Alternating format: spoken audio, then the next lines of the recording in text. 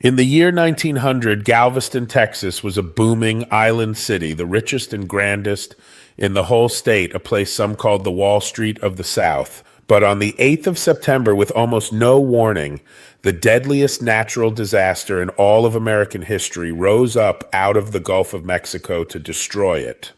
Galveston sat on a low sandbar, barely 9 feet above the sea at its highest point, and it had no seawall to protect it.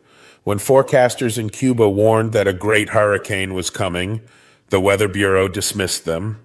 On that warm morning, the rising water in the streets seemed almost a novelty, and crowds gathered at the beach to watch the churning surf. Then the water kept rising. By the afternoon, a monstrous hurricane slammed ashore, its winds screaming at over 140 miles an hour. It drove a wall of seawater 15 feet high straight across the entire island. There was no high ground anywhere to run to. House after house was torn from its foundation and smashed into a grinding, moving mountain of wreckage that crushed everything still standing in its path. When the storm finally passed into the night, the scale of the horror became clear. As many as 8,000 people were dead, and some believe far more.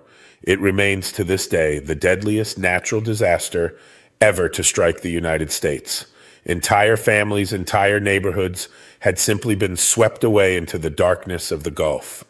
But Galveston refused to die. Its survivors built a great stone seawall to hold back the ocean, and then they attempted something almost unimaginable. They raised the entire city, jacking up thousands of buildings on stilts and pumping millions of tons of sand beneath them to lift the whole island higher above the sea. Out of the deadliest disaster in the nation's history came one of the greatest engineering feats it had ever seen.